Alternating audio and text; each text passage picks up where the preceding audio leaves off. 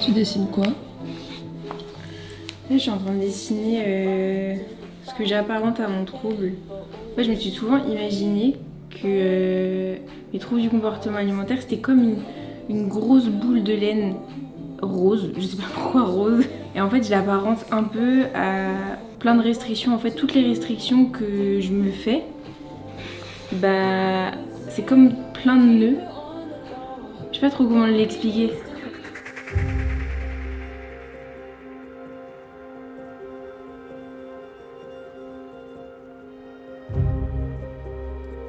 En fait, c'est comme une bête noire ou quelqu'un qui est sur ton épaule constamment et qui te rappelle tout le temps ton addiction ou ton problème avec la nourriture.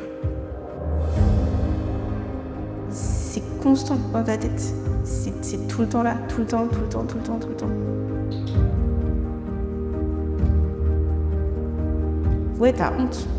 T'as honte et t'es fatigué, t'es épuisé.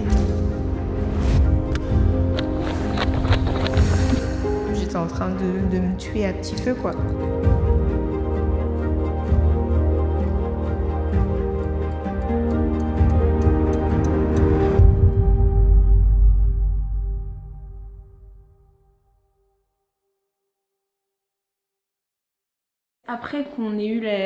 Après qu'on en ait parlé tu sais, de la boule, où je me suis dit, en fait c'est hyper intéressant parce que je voyais ça juste comme une boule de laine. Et en fait en y réfléchissant après, je me dis mais en fait oui c'est logique parce que c'est un tas de nœuds, c'est un tas d'emmerdes, tu vois, c'est un tas de problèmes.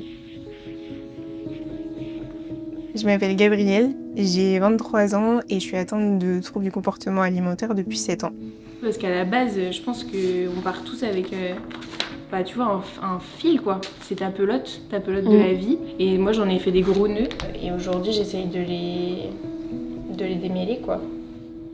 Quand j'étais enfant, j'étais plutôt joyeuse. J'ai toujours été une très bonne élève aussi. Je sais que j'étais plutôt perfectionniste et c'est resté du coup en grandissant. J'étais dans des études d'art, donc forcément ça me plaisait, mais par contre le côté très demandant que ça pouvait avoir en termes de charge de travail, je pense que c'est ce qui a commencé à dégrader mon état.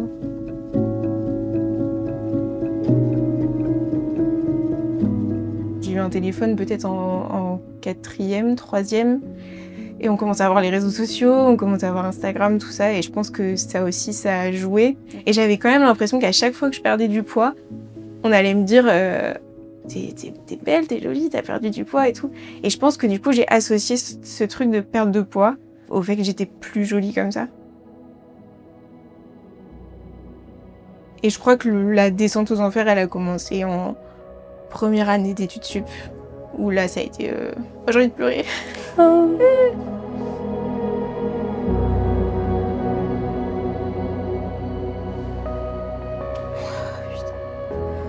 Désolée. On souffle. Les études étaient assez prenantes, j'avais quand même beaucoup de travail et je pense que là, c'est assez flou pour moi, mais je pense que j'ai commencé à avoir du coup des troubles du comportement alimentaire à ce moment-là. J'en avais un peu avant, je faisais ce qu'on appelle du mâcher-cracher, où je m'achetais des aliments et je les recrachais directement parce que je voulais pas les avaler, parce que j'avais peur de prendre du poids, je pense.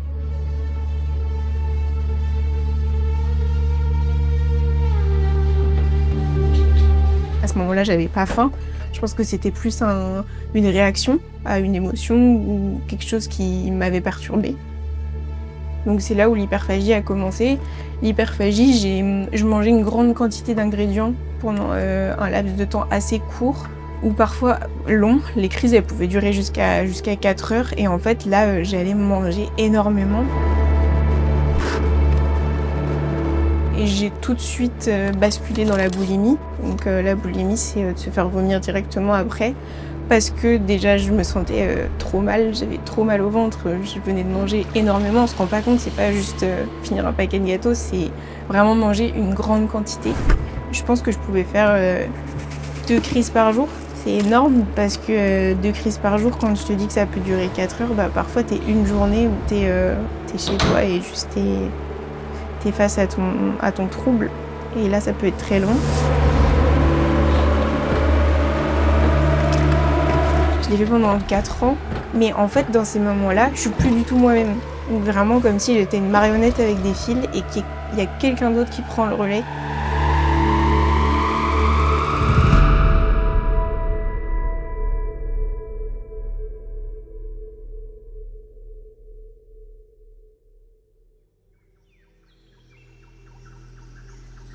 Il y a beaucoup de culpabilité quand j'arrête une crise. Quand ça se termine, il y a de l'épuisement. Mais vraiment, j'ai envie de dormir, je suis fatiguée, j'ai envie de voir personne. Je suis parfois défigurée parce que tu t'es fait vomir pendant longtemps, donc t'as le visage bouffi, t'as mal aux dents. Je tremble parfois. C'est un peu le faux calme après la tempête.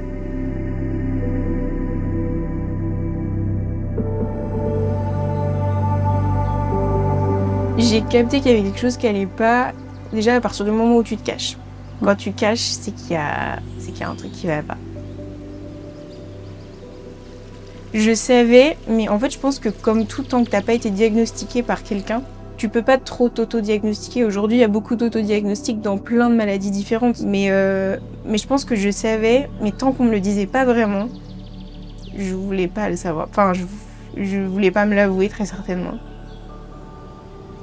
Je suis arrivée à un stade où t'es tellement perdue et t'en parles tellement pas qu'il y a eu un moment où je me suis dit mais j'avais envie d'en finir quoi. C'est tellement... Enfin moi je me suis surprise à crier dans ma voiture. Je criais mais je criais de toutes mes forces dans la voiture en larmes parce que j'avais envie de sortir ce truc là. C'est vraiment comme si t'avais quelque chose en toi, une autre... Vraiment la bête noire, quoi. Et t'as envie de la sortir et qu'elle parte de ta tête parce que c'est épuisant. Et à ce moment-là, je me suis dit, en fait, ça fait quoi si tu fermes les yeux 3 secondes sur la route? Et c'est horrible. Enfin, quand j'y repense, je me dis, mais t'étais à ce point-là tellement mal, quoi. Et t'en parles pas. Parle pas, tu gardes ça pour toi, c'est horrible.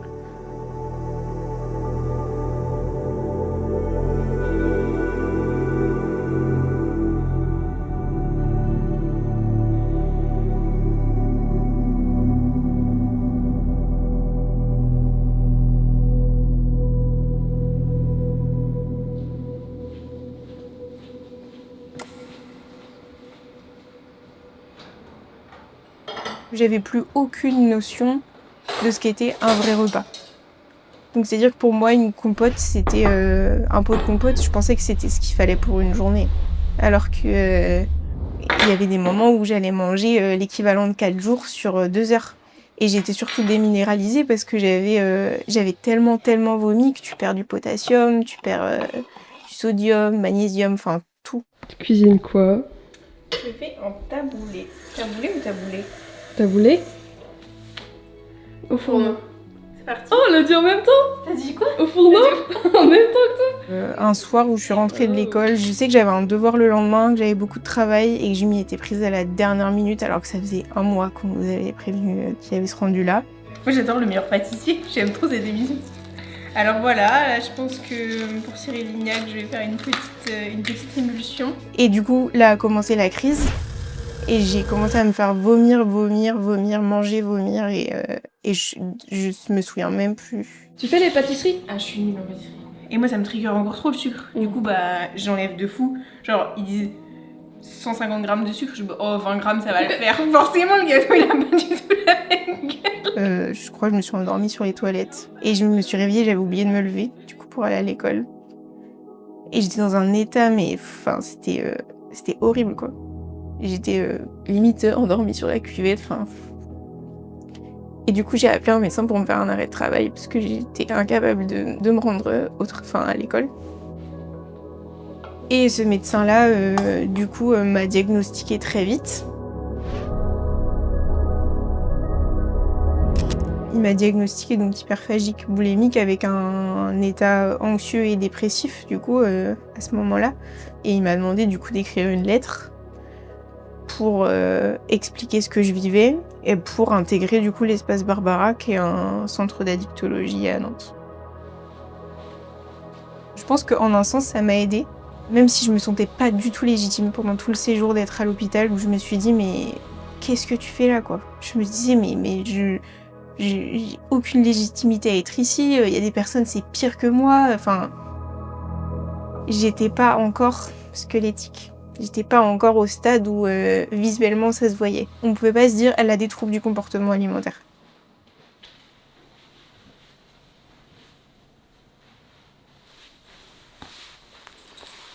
T'as une personne qui peut avoir un corps visuellement en bonne santé, mais par contre à l'intérieur elle peut être détruite ou elle peut être mangée justement par cette petite bête noire, on le voit pas. Mais peut-être que le soir, et moi c'était mon cas, peut-être que la personne avec qui tu rigoles, avec qui tu parles et qui est en train de manger un cookie avec toi, tu sais pas que là elle est en train de penser, ça fait 1 heure qu'elle est en train de penser à son cookie et ce soir elle va se faire vomir pendant 4 heures. T'en sais rien. Les troubles du comportement alimentaire, c'est avant tout mental, c'est pas physique.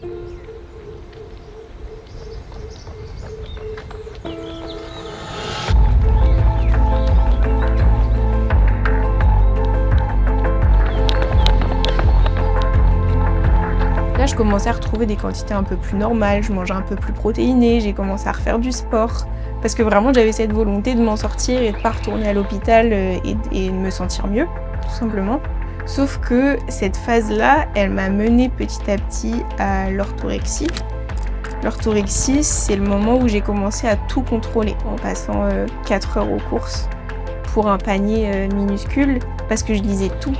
Je lisais toutes les listes d'ingrédients, toutes les calories, tous les macronutriments. J'allais regarder combien de lipides, combien de glucides, combien de protéines, combien... C'était obsessionnel. Je pouvais pas manger ce que quelqu'un d'autre avait préparé. J'avais une liste d'ingrédients très restreinte de choses que je pouvais manger. C'était un contrôle obsessionnel.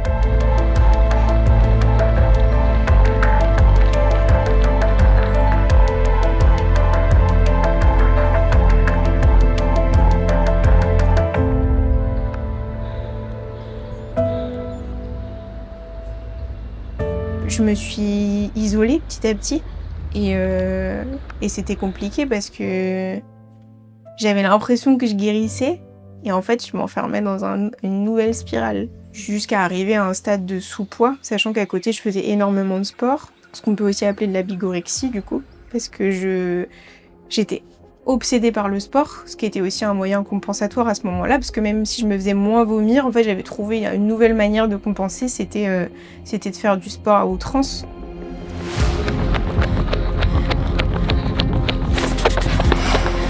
Et pendant des années, ça a été compensatoire. C'est-à-dire que je courais pour perdre des calories. Je me disais, ah ok, j'ai à peu près mangé 400 ou 500 calories, parce que c'est un compteur permanent aussi dans ta tête.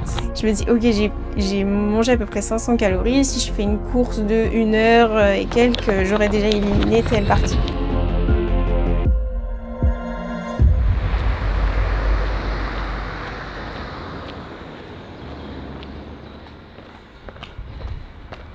Sauf que comme je mangeais pas beaucoup déjà de base, le bilan il était pas bon, c'est que j'avais perdu mes règles, donc j'étais en aménorrhée pendant 1 an, parce que j'avais tellement peu de masse grasse que mon corps se concentrait sur l'essentiel en fait. Il essayait de faire vivre et de réchauffer mes organes vitaux, sauf que j'avais constamment froid, je perdais mes cheveux, j'étais absente, j'étais fatiguée. Et après, c'est devenu une habitude plutôt saine. Heureusement, aujourd'hui, c'est vraiment un besoin. Dire comme je vais aller me brosser les dents, j'ai besoin d'aller courir. Parce que ça me fait du bien, que je le fais aussi pour ma santé, pour le futur, pour garder une bonne forme physique et être bien aussi mentalement.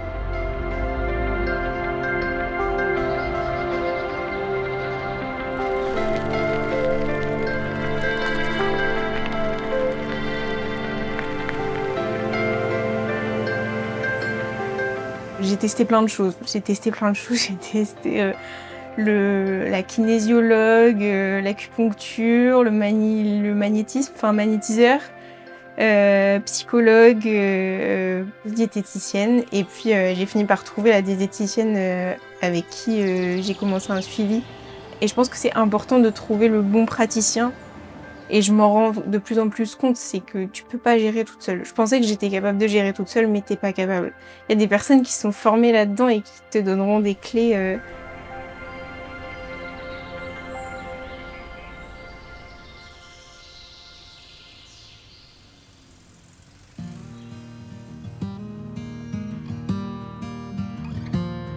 Aujourd'hui, ça va, même si je vais pas mentir, j'ai des rechutes parfois.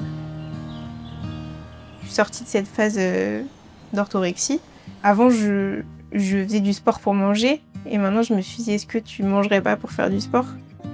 Et ça m'a beaucoup aidée parce que j'ai retrouvé des forces, j'ai retrouvé l'énergie de faire plein de choses.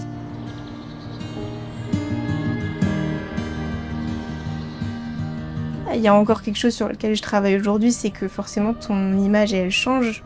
Et du coup, il faut accepter que tu reprends du muscle, tu reprends du gras, parce que tu manges mieux, tu manges.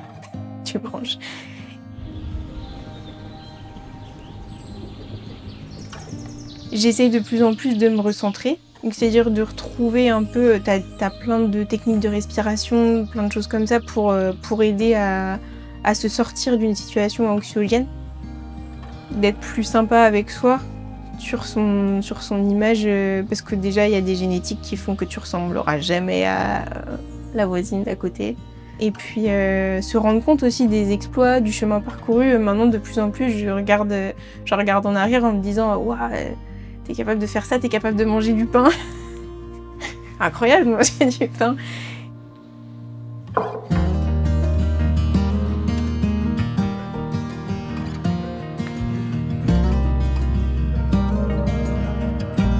Je suis designer, du coup j'ai monté mon entreprise en 2025, donc je suis principalement graphiste. J'avais perdu la flamme un peu de créer après les études parce que ça avait été très demandant pour moi. Et c'est revenu du coup l'année dernière où j'ai eu cette nouvelle envie de créer, et c'est pour ça que j'ai monté mon entreprise. Je dessine et je pense pas du tout, mais alors pas du tout à mon trouble. C'est des moments un peu tunnel où je suis dans ma bulle, je me sens bien, j'y pense plus. Enfin, pour moi, le dessin et la création en règle générale, c'est une bulle de bien-être, franchement.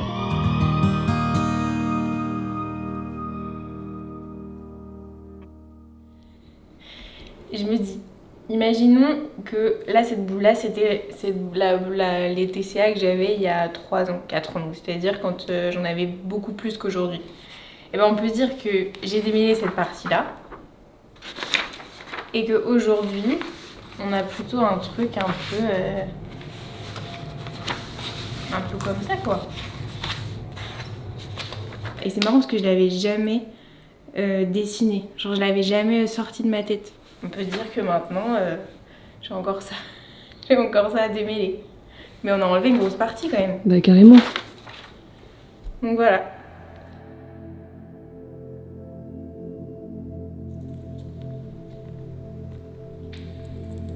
Cette année, mon frère a été diagnostiqué du coup avec des troubles de l'attention et de l'hyperactivité. Et justement, quand j'ai rencontré Adèle et que je lui ai expliqué mes troubles, comment je vivais la chose, comment je l'ai vécu aussi en lui expliquant, en lui parlant de toute mon expérience.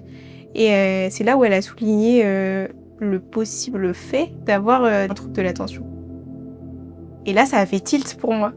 Aujourd'hui, je me suis pas fait diagnostiquer et je suis pas sûre de vouloir m'embarquer dans tout le processus parce que je sais que c'est assez long et que j'ai déjà fait beaucoup de choses pour les troubles du comportement alimentaire, donc je suis pas vraiment sûre de vouloir m'embarquer là-dedans. Mais il y a cette possibilité que, en fait, le trouble de l'attention soit un peu la cause et les troubles du comportement alimentaire la conséquence. Parce que les troubles du comportement alimentaire sont une comorbidité du TDAH.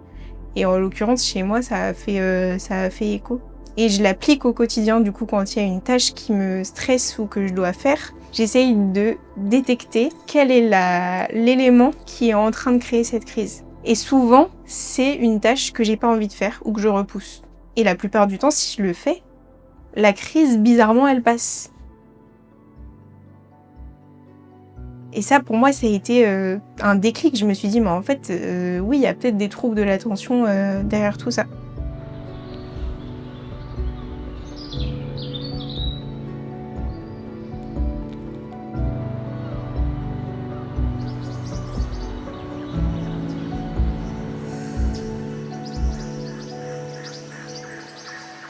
Je me suis proposée pour faire ce projet parce que j'ai le sentiment qu'en ce moment, il y a beaucoup de choses qui bougent.